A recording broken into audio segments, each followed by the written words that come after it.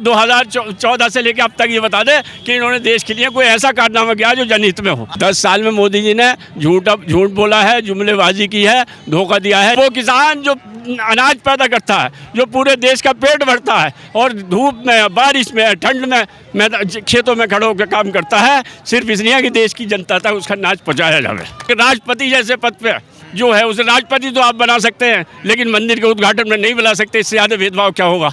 उत्तर प्रदेश में या पूरे मुल्क में जितनी जगह भी बुलडोज़र चला है वो सिर्फ एक वर्ग की मस्जिदों पे चला है, एक वर्ग के मदरसों पे चला है, एक वर्ग के मकानों पर चला है। यहाँ की जनता डेमोक्रेसी चाहती है, डिक्टेटरशिप नहीं चाहती। इतिहास बदलने वाला है, इन चोरों की सरकार जाने वाली है। भारत जोड़ो न्याय यात्रा इस वक्त उत्तर प्रदेश के संबल में है और आपको बता दें कि अमरोहा, मुरादाबाद में आपने देखा होगा किस तरीके से आज भारत जोड़ो न्याय यात्रा यानी राहुल गांधी की इस यात्रा को अपार समर्थन मिला है और लाखों लोग जो हैं वो राहुल गांधी के इस यात्रा में जुड़ रहे हैं। और आपने देखा होगा किस तरीके से अमरोहा में राहुल गांधी की इस यात्रा में भीड़ थी, मुरादाबाद में भीड़ थी और राहुल गांधी जो है वो लगातार युवाओं की बात कर रहे हैं, किसानों की बात कर रहे हैं। और देखिए इस वक्त मेरी मौजूदगी जो है वो उत्तर प्रदेश के संबल में है और आपको बता दें कि घंटों से राहुल गांधी का इंतज़ार यहाँ के युवा, नौजवान, बूढ़े, बुजुर्ग लोग घंटों से कर रहे हैं। और देखिए क्या नाम है आपका? जुबैर मोहम्मद किन्नौर से हूँ मैं। क्या करते हो जुबैर भाई? सब्जी काम करता हूँ सर। सब्जी बेचते हो? जी।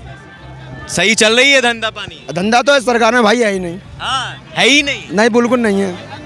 क्यों नहीं है? क्यों? जो बाहर जो नौकरी कर रहे थे इस टाइम 10-10-20 हज़ार की नौकरी कर रहे थे, वो आके सब्जी का काम कर रहे हैं। मेरे पास करीबन 50 ठिए करीब लगते थे, आज 95-96 ठिए हैं। 95-96 तो 45-46 ठिए बढ़ चुके हैं वहाँ पे। महंगाई बहुत है। महंगाई बहुत है। और क्या कम है, जो पहले जो महंगा पेंट का ठेका हुआ करता था वो 40 रुपये का या 30 रुपये का हुआ करता था और इनकम वहाँ पे 2000 रुपये की हुआ करती थी। आज उस जगह पे 400 रुपये की तो सेल होती है और 200 ही लगती है पन्नी और 100 के ले आते हैं ठेकेदार। तो इस सरकार में इतनी महंगाई है कि भाई कुछ नहीं कर पा। मोदी जी ने 10 साल में कुछ नहीं किया। क्या किया भाई? क्या करने वालों को नहीं किया, ना करने वालों को कुछ ना करा। तो जुबैर के लिए कुछ नहीं किया। मेरे लिए क्या करेंगे वो भाई? राहुल गांधी से क्या उम्मीद है? राहुल गांधी से बहुत उम्मीद है। अरे भाई कैमरा हो रहा है, आप लोग थोड़ा देखा करिए हमारे बड़े भाई। राहुल गांधी से क्या उम्मीद है? राहुल गांधी से बहुत उम्मीद है, क्योंकि राहुल गांधी जब चलते हैं तो अपने साथ गरीबों को साथ रखते हैं। और ये कांग्रेस पार्टी का हाथ का पंजा ये खुला हुआ रहता है हमेशा कि हाथ बढ़ाओ कांग्रेस पार्टी तरफ। लेकिन पिछले बार तो ये हाथ खाली रहा था उत्तर प्रदेश में। तो भाई ये तो आती रहती है। कब से इंतजार कर रहे हैं राहुल गांधी का? मैं हाँ भाई, कब से इंतजार कर रहे हैं? जब से मेरा वोट आया तब से तैयारी कर रहा हूँ। जब से मेरा क्या नाम है आपका? अब्दुल रहमान एडवोकेट।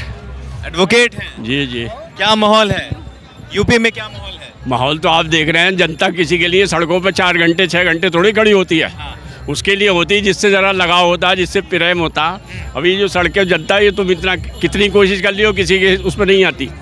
राहुल गांधी का यूपी में कदम रखने का के बाद ही यूपी की पूरी जनता सड़कों पर है और अब इतिहास बदलने वाला है। इन चोरों की सरकार जाने वाली है और राहुल गांधी की और कांग्रेस की सरकार आएगी अगले 2024 में। राहुल गांधी पर भरोसा है? हाँ, राहुल गांधी पे भरोसा है। राहुल गांधी इंसाफ की बात करते हैं, प्रेम की बात करते हैं, नफरत को रोकते हैं, मोहब्बत की दुकान खोलने की बात करते हैं, बराबरी की बात करते हैं। कोई सांप्रदायिकता नहीं है, कोई भेदभाव। क्या मोदी जी सांप्रदायिकता फैला? मोदी की सांप्रदायिकता फैलाते हैं।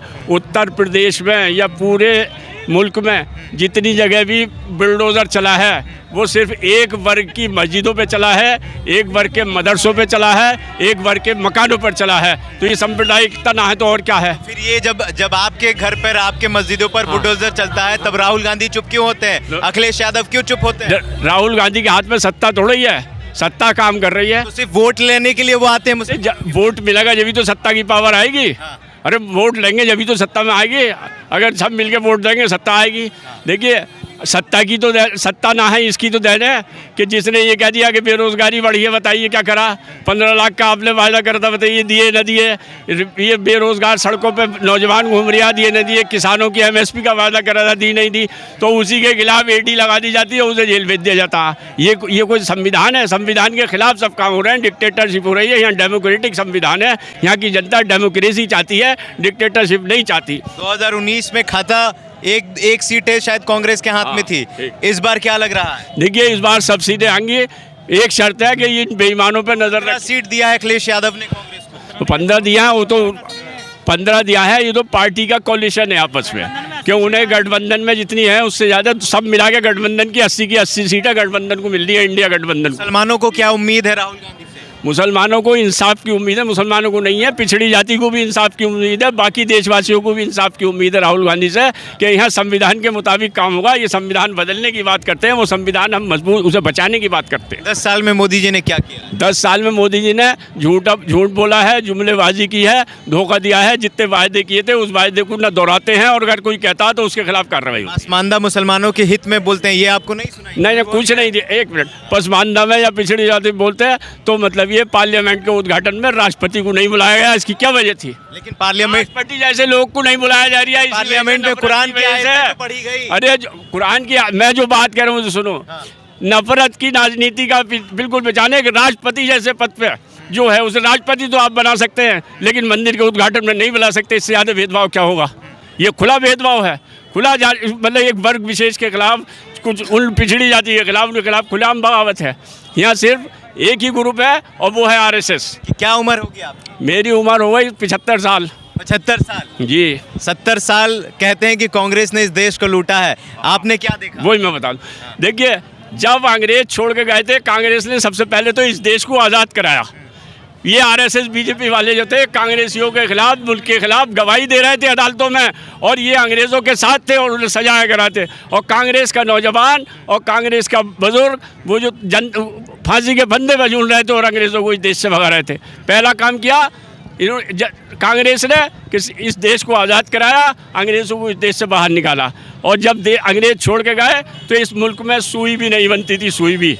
आज 70 साल में सुई से लेके और मिसाइल तक बनने आए और एटम बम बना हुआ है। कौन दे रहा है? 70 साल का ही नहीं, ये 2014 से लेके अब तक ये बता दे कि इन्होंने देश के लिए कोई ऐसा कारनामा किया जो जनहित में हो। भाजपा वाले तो कहते हैं कि असली आज़ादी तो 2014 के बाद मिली है ना, तो वो उनकी आज़ादी है ना, भाजपा की देश की आज़ादी नहीं है, बाकी समुदाय की आज़ादी नहीं है। एक आरएसएस के गुंडों की आज़ादी है और उसके सरपरस्त है मोदी और योगी, और किसी को आज़ादी नहीं मिली। क्या लगता है कि इन 10 साल में सिर्फ हिंदू मुस्लिम की राजनीति हुई? इसके अलावा कोई काम ही नहीं हुआ। हिंदू मुस्लिम की राजनीति खुलेआम कर रहे हैं, बुलडोजर चल दिया तो एक वर्ग पे चल दिया। क्या है? भाईचारा खत्म हुआ है या बरकरार? भाईचारा खत्म हो गया, भाईचारे की तो बात ही नहीं होती।